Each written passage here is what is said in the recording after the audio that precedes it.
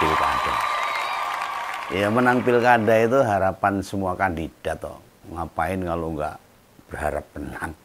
Mau calon bupati, calon wali kota, sampai calon gubernur.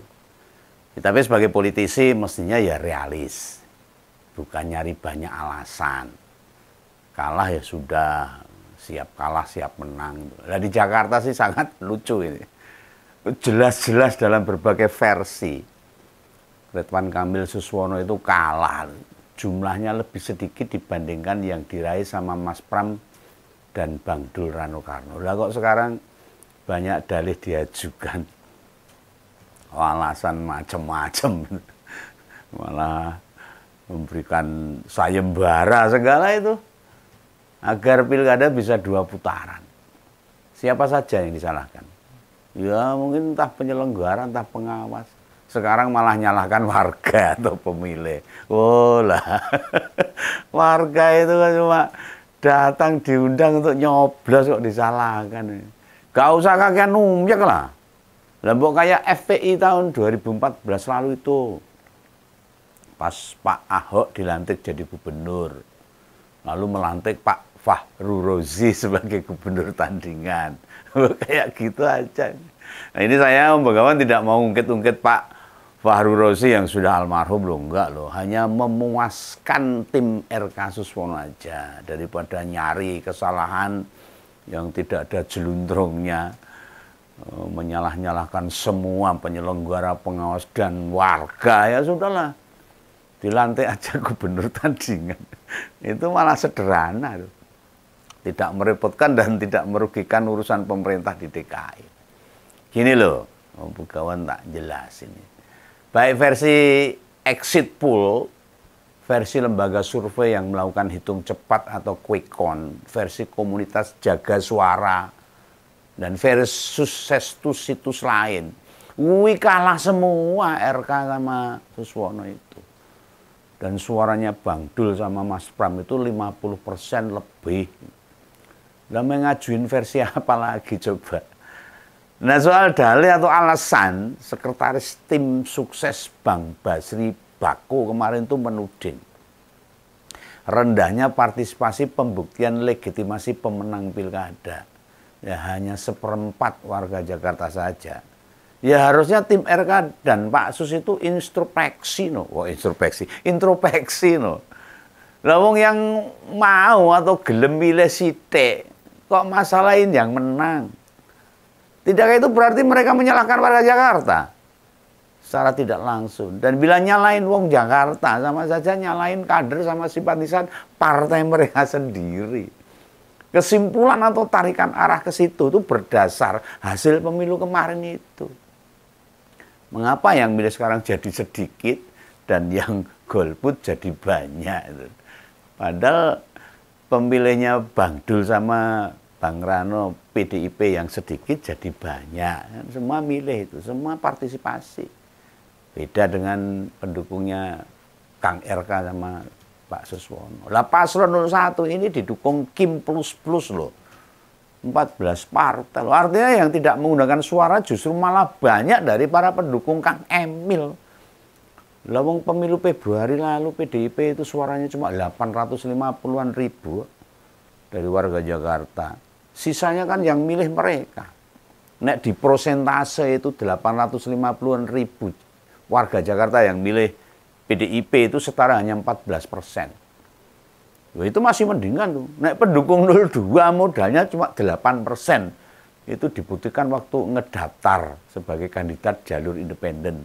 Harus ada bukti KTP pendukung itu ya sekitar 8% dari penduduk Jakarta. Nah bila ditotal dari kandidat 0203 itu cuma 22%.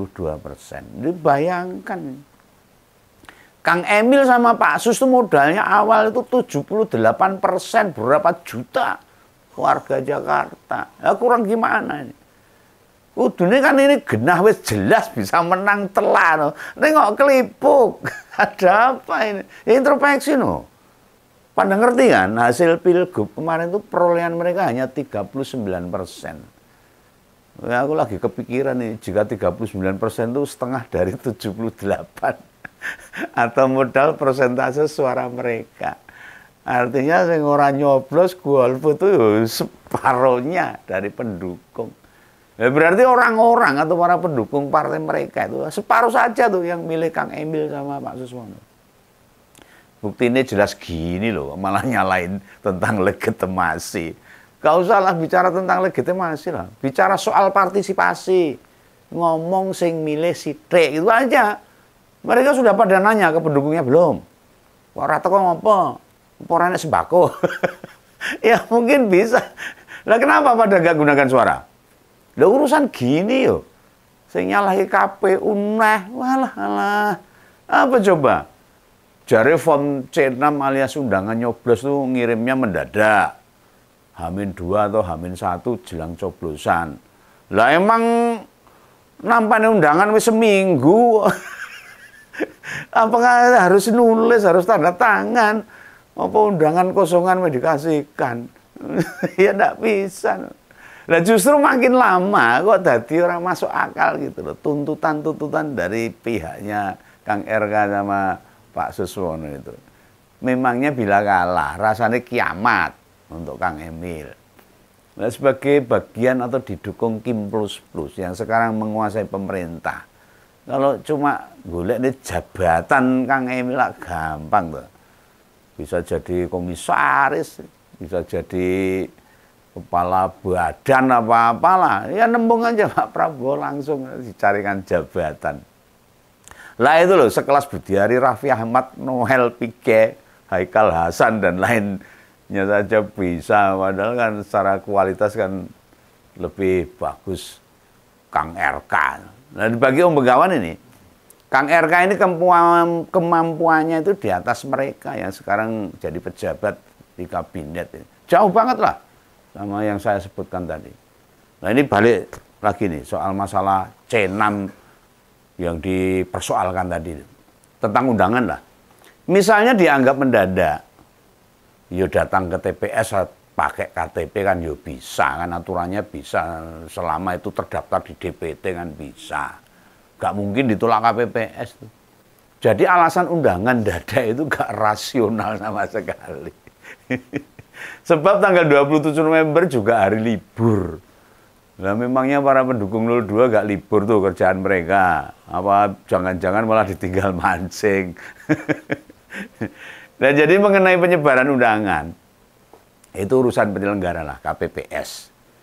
Nah, ada yang ditugaskan untuk mengedarkan undangan ke wilayah mereka dalam satu TPS itu. Ranahnya KPU itu.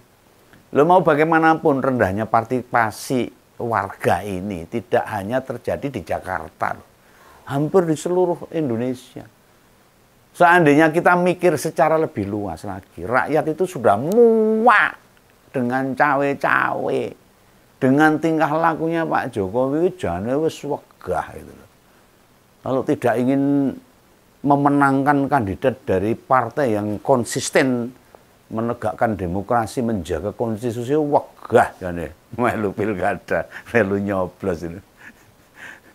Nah ini Bang Basri juga nyebut tuh, pada pilgub sekarang DKI tingkat partisipasinya itu paling buruk. Mbok coba introspeksi lagi, disurvei itulah, diteliti. Kenapa para pendukung Kim Plus Plus pada gak gunakan suara? Jangan hanya menyalahkan masalah partisipasi aja. Atau pada memilih Mas Pram sama Bang Dul, kenapa? Kan mesti diteliti, ya, belum diteliti itu. Nah Om Begawan itu memprediksikan, memperkirakan tuh. Jawaban mereka mayoritas apa itu ya karena ya itu tadi semua mereka akan menyebut, mungkin juga akan menyebut Ridwan Kamil sebagai kepanjangan penguasa. Itu yang bikin menangnya Mas Pram sama Bang Dul, ya bisa itu. Dan kebanyakan memang begitu. Pemilih Jakarta itu unik kok, pemilih yang cerdas, sudah pakai logika mereka itu. Gak suka kekuasaan itu mempengaruhi pilihan rakyat, apalagi bagi-bagi sembako. Moh itu. Jadi nek kalah yo kalah wae lah. Orang saya kebanyakan cincong cangcing kemeriek. Ini itu alasan sana sini nyalain warga. Itu alasan yang kesekian kali loh yang diajukan kubunya Kang Ridwan Kamil sama Pak Suswono. Nah, setelah alasan-alasan lain terkesan nyari-nyari saja, dan alasan yang terakhir ini ya tetap gak masuk akal. Dan nantilah bakal ada lagi nih urutan berikutnya yang disodorkan untuk cari-cari alasan. Nyari penyebab itu sudah di habitat mereka, kebiasaan mereka. Dan di acara hidupnya memang begitu. Nah, usai pilkada bilang kalau ada kecurangan. Ning berhubung di media tidak ada kejadian kecurangan, mereka gelar sayembara dengan hadiah 10 juta yang dapat menemukan kecurangan. Ya, sampai sekarang mana tuh yang sudah mulai kecurangan? Enggak ada itu. Malah dengan postingan itu ada respon balik dengan ditunjukkan bansos atas nama tim Ridwan Kamil sendiri itu. Kecurangannya ya itu. Kan gemes kayak kalau itu. Main curang malah nuduh lawannya curang, gak gemes kayak nganyel kayak. Nah, sempat ada yang nyebut loh, di satu TPS ditemukan ketua KPPS sama tim ketertiban nyoblos pasangan itu sampai 19 surat suara. Apa wani? Di lingkungan masyarakat yang begitu terbuka atau dipenuhi rakyat rencananya itu. Katanya kejadian itu di TPS 028 Pinang Ranti, Makassar, Jakarta Timur tuh. Saya pernah jadi penyelenggara pemilu. Rawan itu ketua KPPS sembrono, apalagi di kota seperti Jakarta. Nah, di sana pelosok sana ya mungkin lah. Gowo mulai coblosi di Jakarta nggak mungkin. Sangat limit sekali keberanian itu akan dilakukan oleh ketua KPPS dalam melakukan kecurangan. Lah begitu didalami sama KPU, nyoblos nomor 3 itu karena partisipasinya rendah. Yang datang ke TPS itu sedikit, sehingga ketua KPPS mengambil inisiatif nyoblosin surat suara katanya. Ini apa meneng. Nah, kelanjutan menarik dari kejadian ini, setelah 19 surat suara dicoblos, baru dimasukkan satu kertas ke kotak suara. Ya, ini ketahuan. Artinya yang 18 surat suara masih terpegang, gak sempat dimasukkan. Nah, kewenangan inilah yang bikin pemungutan ulang tidak dilakukan. Soalnya selisihnya juga jauh suaranya di TPS 028. Nah, kan kejadian ini gak disinggung sama timnya Kang Emil itu. Nggak ada itu. Ya cuma cari-cari alasan aja. Nah, gagal memainkan isu ini tentang ketua KPPS nyoblos 19 surat suara itu. Ini itu aneh-aneh. Ini tim Kang RK sama Pak Suswono kemudian menggerakkan relawan itu. Demo ke KPU minta pilkada 2 putaran. Lah piye ora iso no. Kok ujuk-ujuk minta 2 putaran. Loh, menang 50% plus 1 untuk pasangan Bang Pram sama Bang Dul. Sesuai aturan ya harus 1 putaran itu. Nah, ini beneran aneh. Lah kok minta 2 putaran? Kan proses perhitungan itu masih berlangsung itu. Kecuali perhitungan sudah selesai, lalu sesuai aturan harusnya pilkada 2 putaran. Tapi KPU memutuskan 1 putaran, ya silahkan demo kalau gitu. Nah kan sekarang ini perhitungan masih berjalan di tingkat kecamatan. Kok wis nyegati sih. Ora sronto, ora seranti. Tahu nggak sronto seranti itu? Ndang pengen-pengen itu. Dan hasilnya yang sudah ada, Mas Pram sama Bang Dul menang tuh di beberapa yang sudah selesai hitungannya. Nah, berhubung di beberapa kecamatan dimenangkan kandidat 03, pasangan Mas Pram dan Bang Dul, tadi ada demo relawan ke KPU lagi. Nah, angger menang kok di demo, nek kalah ngece. Nek kancane kalah ngece. Ini apa ini? Berarti Anda tidak siap kalah dan hanya siapnya menang aja. Tapi isunya itu jadi isu baru ini. Yakni Mosi tidak percaya ke KPU Jakarta. Ada lagi ini. Yesus, racetto ini. Ya, dan bukan itu saja. Mereka ya memerintahkan agar para saksi mereka tidak menandatangani berita acara. Oh, kalau saksi nggak masalah, nggak ditandatangani, nggak mempengaruhi hasil penghitungan suara. Oh, saya pernah jadi penyelenggara pemilu, saksi ora tanda tangan ra masalah. Lah perintah-perintah macam gini ini bikin urusan nambah ruwet. nambah stres itu bagi yang kalah. Oh iya, ini yang pada demo dari pendukung Kang Emil itu sampai berani ngancam KPU juga loh, mau melaporkan ke DKPP. Lah kok ganti isu lagi toh bos. Beda lagi yang diangkat ini. Kalau nggak percaya sama KPU, yang gelar pilkada dewe wae. Pilihan dewe, bila perlu jangan ikutkan Mas Pram sama Bang Dul. Biar menangnya 100% kabeh nyoblos Kang Ridwan Kamil. Nek gelem do teko itu. Atau seperti yang tak sampaikan di awal tadi. Yang lebih sederhana itu. Lantik saja Kang Emil jadi gubernur oposisi di Jakarta itu. Nah dulu 2014 itu gubernur DKI itu Pak Jokowi sama Pak Ahok loh. Berhubung Pak Jokowi menang Pilpres, otomatis Pak Ahok jadi gubernur setengah periode itu. Nah, sekelompok kecil orang yang suka bawa-bawa isu etnis, isu intoleran, isu SARA, kemudian milih Pak Fahru Razi sebagai gubernur tandingan DKI yang tadi saya sebutkan. Mereka yang jumlahnya sedikit saja berani nunjuk gubernur tandingan. Apalagi Kim Plus ini loh, modalnya pendukungnya gede nih. Berani aja tuh buat gubernur tandingan. Partainya ya suge-suge, duitnya orang umum, apalagi didukung Pak Jokowi yang bondone orang umum mukanya saiki. Presiden Prabowo, Partai Demokrat yang di dalamnya juga ada mantan Presiden SBY. Kurang apa? Kurangnya apa aja?